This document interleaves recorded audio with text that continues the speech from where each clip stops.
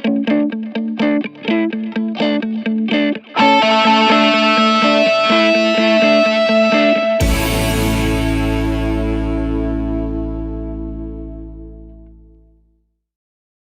में से कितने लोग हैं जिनकी इंग्लिश बहुत अच्छी है, जो पूरे कॉन्फिडेंस से इंग्लिश बोल सकते हैं? सोच लेना, मैं यहाँ पे बिठा करके बुलवाऊंगा, सोच लेना। कुछ का ऐसे ऐसे नहीं, ये थोड़ा ज्यादा हो रहा है, इतनी अच्छी भी नहीं है। कितने लोग हैं जिनको इंग्लिश समझ तो आ जाती है लेकिन बोल नहीं पाते हैं कॉन्फिडेंस से, अपने आप को एक्सप्रेस नहीं कर पाते? सर फंबल बहुत करता है, फंबल बहुत फंबल होता है और अंदर से बोलने से पहले ही हमको डर लगने लग जाता है कि अगर मैं आपको यहाँ पर बुलाऊं आपको समझ आ जाएगा अगर कोई इंग्लिश में बात करेगा, लेकिन अगर मैं आपको कहूंगा बोलने के लिए तो आप कॉन्शियस हो जाओगे। जितने हम फ्लुएंटली हिंदी बोलते हैं उसी कॉन्फिडेंस से हम इंग्लिश में बोलते हैं। उस कॉन्फिडेंस से हम नहीं बोल पाते, तो उस कॉन्फिडेंस से कैसे बोलें? That is the challenge. Problem पकड़ में आ रही है ना?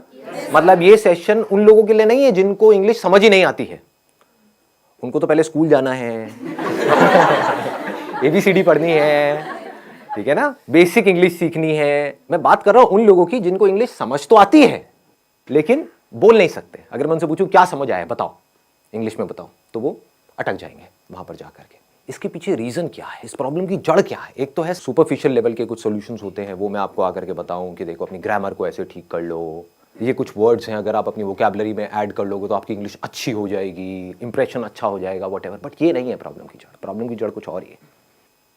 पहले हमको समझना पड़ेगा हम करते क्या है। हम कोई कहीं पर कुछ गलती कर रहे हैं और वो गलती कोई डीपली समझता नहीं है कि वो गलती क्या है। अगर वो हमको पकड़ में आ जाए तो हम इस प्रॉब्लम का सोल्यूशन निकाल सकते हैं। वो गलती ये है, आप मुझे बताना मैं सही कह रहा हूं या गलत कह रहा हूं। वो गलती ये है कि जब आप हिंदी में बोल रहे होते हो तो हिंदी में ही सोच रहे होते हो, उसको ध्यान से सुनना, और हिंदी में ही बोल रहे होते हो। लेकिन जब इंग्लिश में बोलते हो तो पहले हिंदी में सोचते हो, फिर इंग्लिश में कन्वर्ट करते हो, फिर बोलते हो। यस और नो?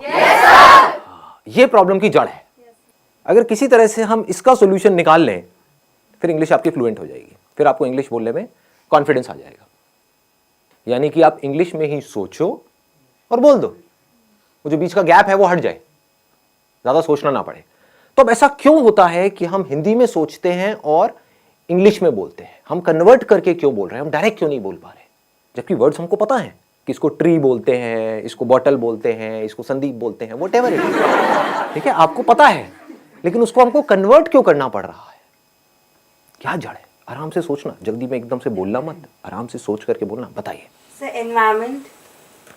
एनवायरमेंट हमारा ऐसा है, हमारी अपब्रिंगिंग ऐसी है कि बचपन से जो हमारी हैबिट है, habit is the right word, कि हमारी हैबिट पड़ी हुई है हिंदी में सोचने की और हिंदी में बोलने की। तो ये सारा आदतों का खेल है।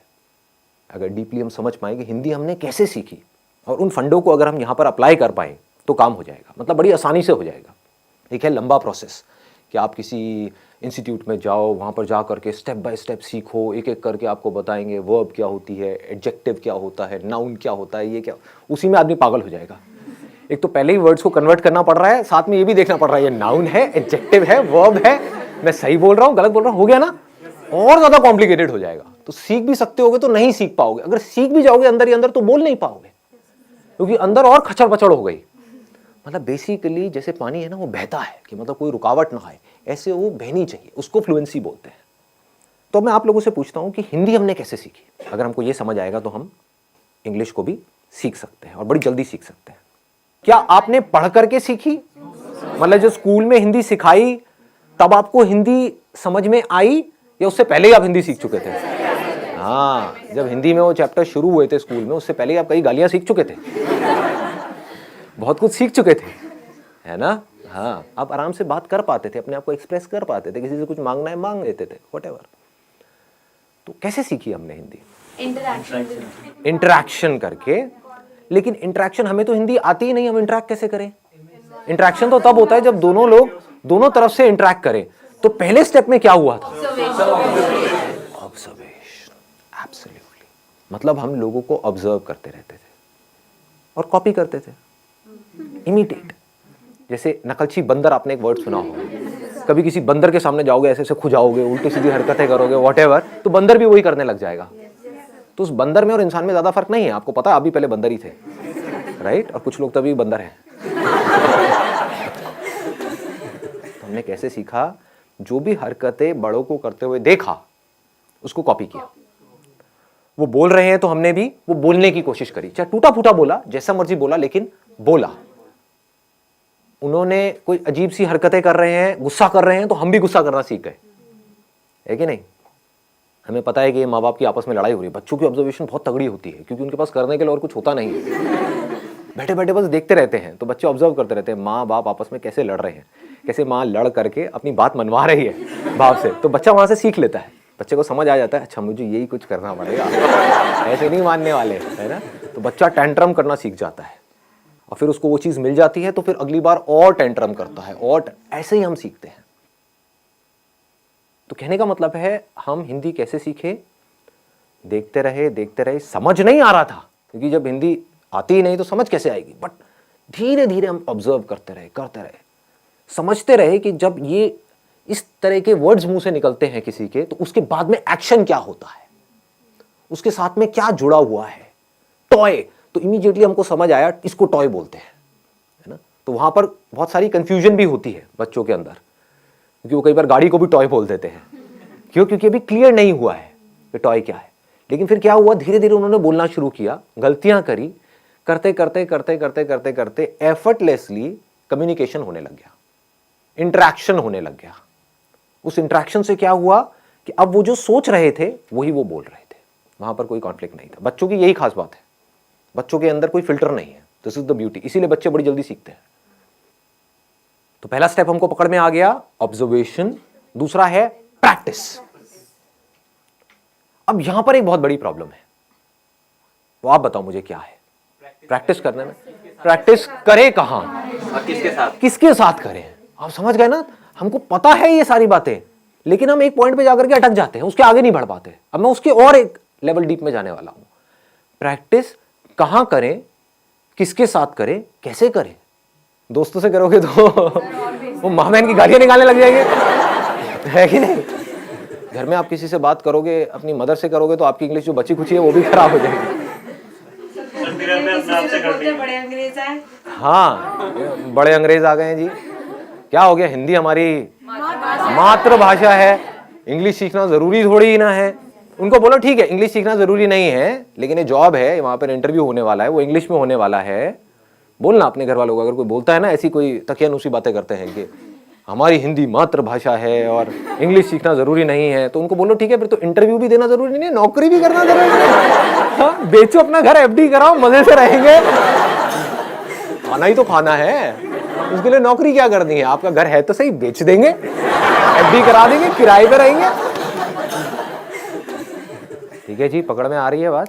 प्रैक्टिस कैसे करोगे जी? मैक्सिमम जितना एक डे में बोल सके, नॉर्मल भी कन्वर्सेशन कर। किससे बोलोगे? सब्जी वाले से बोला तो वो गड़बड़ हो जाएगी। टेक दिस तेरी लगाऊं कान के नीचे, तो गाली निकालती है मेरे को।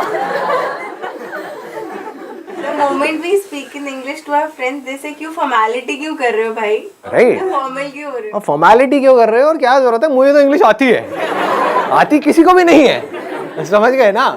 समझ आती है, बोलने में कोई भी, सारे पैदल हैं। और कई बार वो हंसते भी हैं। जब कई बार क्या, हमेशा ही हंसते हैं। अपने गर्लफ्रेंड बॉयफ्रेंड से बोलोगे वो मजा ही नहीं आएगा, फीलिंग ही नहीं आएगी ना। हिंदी वर्ड्स में जो फीलिंग है, इश्क, ये वर्ड इंग्लिश में कहाँ मिलेगा? लव में वो मजा थोड़ी है।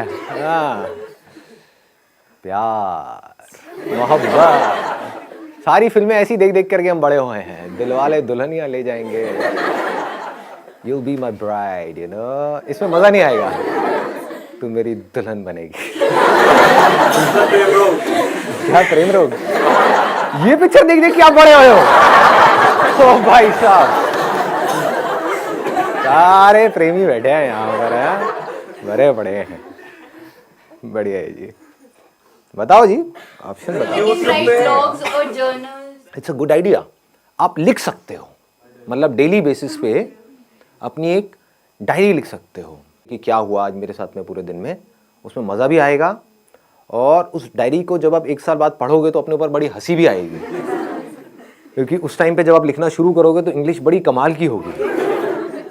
ये मैं स्कूल में लिखता था, अब मैं बता नहीं सकता उसमें मैं क्या क्या लिखता था, बट अब मैं देखता हूँ तो बहुत हंसी आती है। मतलब कमाल की इंग्लिश होती थी, पता नहीं क्या का क्या मैं बनाता था, क्या क्रिएटिविटी, सारी क्रिएटिविटी उसमें चली जाती थी, है ना। तो this is a good idea कि आप लिख सकते हो अपने जो थॉट्स हैं, सुबह से रात तक जो भी कुछ किया है, क्योंकि लिखने के चक्कर में क्या होगा, आपको पहले सोचना पड़ेगा।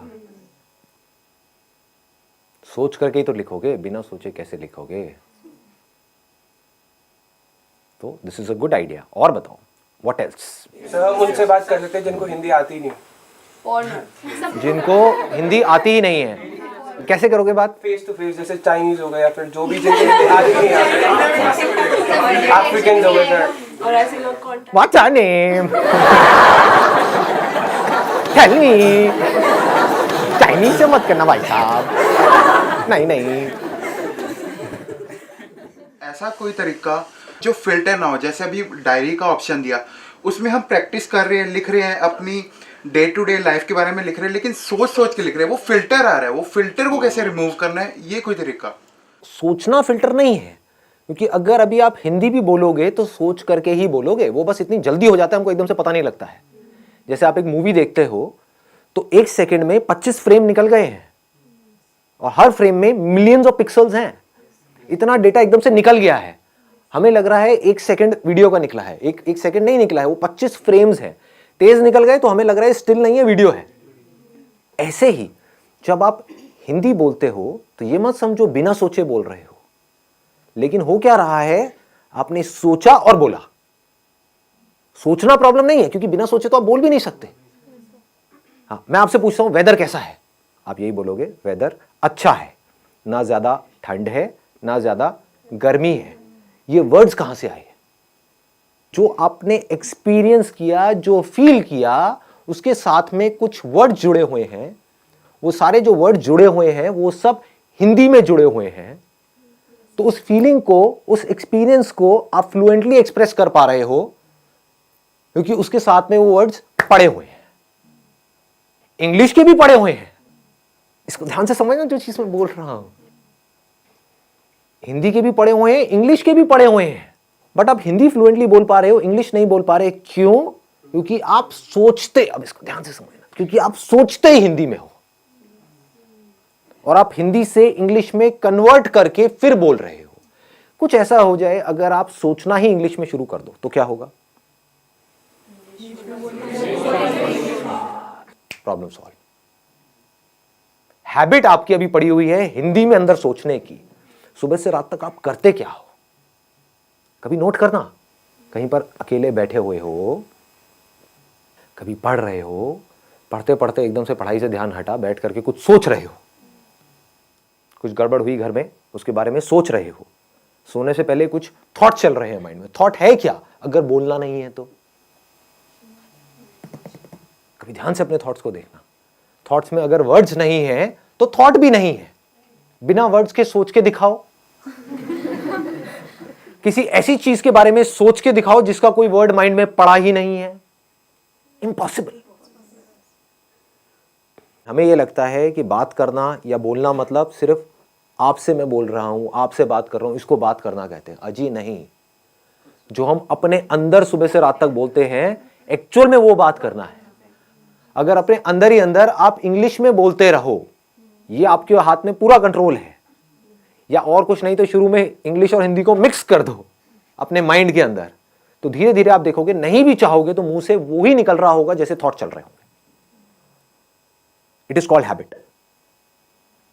कितना सिंपल है, मतलब समझ गए ना कि अकेले में आप कहीं पर बैठे हो तो बैठ करके सोच रहे हो कि मुझे ये करना है।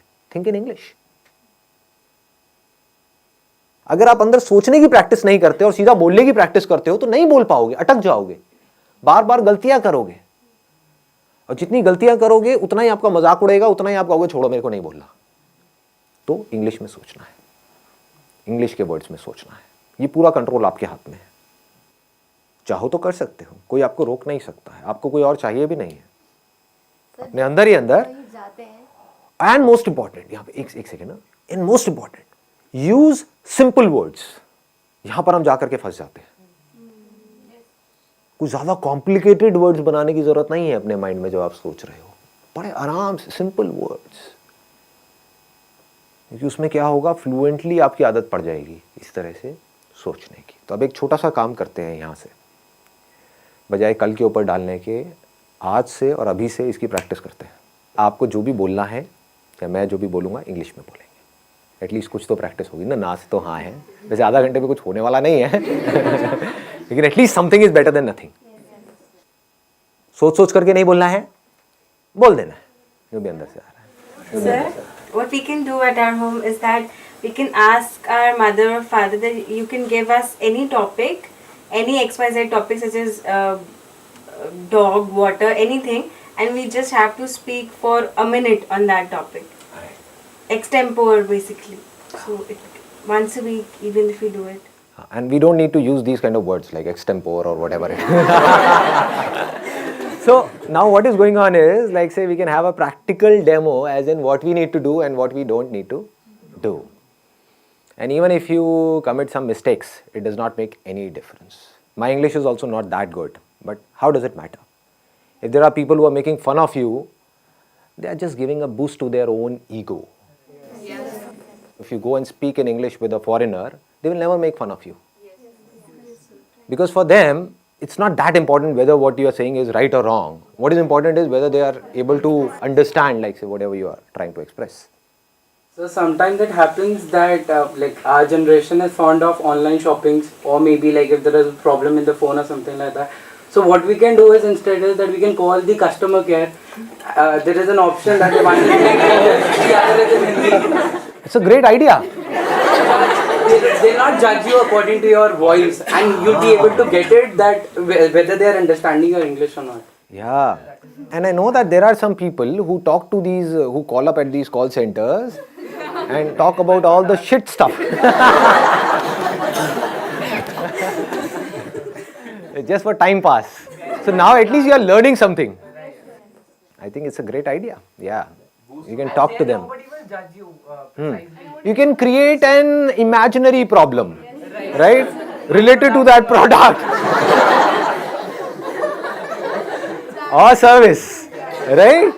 Create an imaginary problem in your mind. Oh, I'm going through all this pain and suffering and whatever, and then feel it, and then call up. I'm so depressed because of this product. Ma'am, please do something. Nah. You'll get to know that whether they are like able to understand what you're trying to. They will understand. They have to understand because it's their job. The job of your friends is to make fun of you, point out your mistakes. This is where you are wrong, whatever. So it's all about right and wrong. But their job is not to tell you that your English is right or wrong.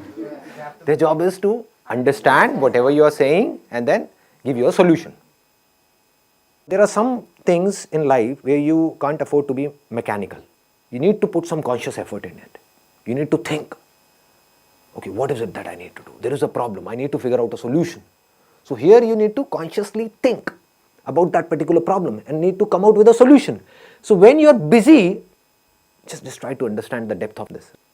When you are busy with finding the solution to a problem, you're so busy and so occupied that you're not concerned about being right or wrong. When we are busy in something, then we are not thinking too much about it. For example, you must have noticed, if you're speaking with a foreigner, some of your relatives or whatever, like say they are from UK or US and they've come to India at your home, and you're talking to them in English. Do you see what I'm saying? Now you are so busy in talking to them, you're not thinking about being right or wrong. So if you're trying to find out the solution of the problem which is right now there on the top priority, you would see the whole of the energy is going in finding out the solution. So this English will start coming out effortlessly. These thoughts, these words in English will start coming out effortlessly because this is what you desperately want and need. This is the power of our mind. I'm going in a different dimension. Like say, if your mind has to do something, if you are in a situation, for example, if there is a mother and a child, and the mother says, no, I don't have that much of energy in my body or whatever it is, right? But the moment her child is in danger, she will have so much of energy that she will be able to fight with 10 people, all by herself. How was this energy released? whenever there is a problem which is huge, then the mind releases energy to find out a solution. And mind has the power to do anything and everything. Interesting, no? Try to find out the solutions of the biggest problems in your life in English. That will take care of this problem of learning English. So, you will not have to put in effort to learn English. You will learn English automatically. As you learnt Hindi automatically. It's easy. It's easy. It's simple. Yeah. The major thing that discourages us to speak is like being judged by people. And like at the back of our minds, we always think what would the other person think about us. Let those people go to hell. Curse them in your mind. Stare करते हैं वो लोग गलत बोलते So English. Speak up with confidence. This is the key. You know what? Even if you're not confident, just pretend to be confident. Sir words mind में आ ही नहीं रहे हैं कुछ दिनों से घर पे हूँ तो माइंड बिल्कुल ऐसे हो चुका है हिंदी इंग्लिश के वर्ड्स तक नहीं आ रहे हैं एक्चुअली एग्जाम्स थे बस पढ़ाई वो सब ही चल रहा था तो सर वो चीज़ें ही नहीं आ रही माइंड में जो मुझे सब कुछ आता था वो भी मैं भूल चुकी ऐसा लग रहा है What are you saying? I'm not getting it. I'm not getting it. I told you English, girl. Speak up. Sir मुझे बोलना क्या था मैं तो ये It's okay, no problem. Anything I else? think we stammer or get stuck while speaking because we get short of words while speaking and then we get short of thoughts also. So if we are in continuous, like we are reading or we writing anything, so we are not short of thoughts and consequently we are not short of words also. Right. So one is that we are reading and writing and something to do with conversation. One is reading or writing like mathematics or something to do with science, because these kind of words, or chemistry or biology or physics, these kind of words we don't use in our day-to-day conversation. So we need to read something or listen to something or go through something which is related to our day-to-day lives. So maybe you can watch Friends. This is one of my favorite, like Breaking Bad. Game of Thrones. I've heard a lot about it, but I don't know what it is. So go for Big Bang. Big Bang Theory. So MD House. So no limits. In my old age home, these things are not there. So I have tried this thing. I used to think whatever goes on in my life. But what thought comes up is maybe I'm wrong. Whatever I'm thinking is wrong. So how would these things get correct? Like who will correct me? Even if you're wrong, how does it matter? That we need to understand again and again. Initially, whatever we do, we will be wrong. This is the problem because of which most of the people are not able to do what they really want to do, because they want to be right. This is a big trap. When you start doing something, anything for that matter, whether it is business or any kind of work or an art or a skill, what happens is we try to do it and we are not able to do it properly and we give it up. Even if you are wrong, it is not about a life or death situation. It is not Game of Thrones. Nobody is going to kill us or anything of that sort. At max, what can happen is, like, say, somebody will make fun of us. So what is happening is they are smiling, they are laughing. Right, because of us. So is it a problem or is it a good thing? Good thing. It's a good thing. Yeah, right. Because something good is going on because of you. Yeah. Whether they are laughing on your jokes or whether they are laughing on you, how does it matter?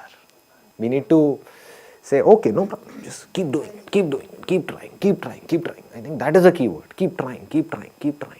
So Dr. APJ Abdul Kalam has stressed on this thing that no matter what your age is, you should keep learning always. Right. And we need to understand all these things practically, not theoretically. One is theoretically, okay, I understood. Then what? You need to bring it in practice. That's where you need courage. That's the basic difference between a winner and a loser. Losers understand all these things. They would say, okay, I know all these things. Tell me something new. Abhe khachar. What will you do of something new? Even if you get more and more of new information, so-called new information in your brain, which is as good as dead because you're not using that information to do something, to bring it into action, what will you do with that information? They're just fond of information, which they think is learning, but that is not learning at all. Learning means getting some information and bringing it into practice. That is learning. The moment you bring something in practice, either you will succeed in it or you will fail. So whether you succeed or you fail, you need to let it go and keep on building your practice.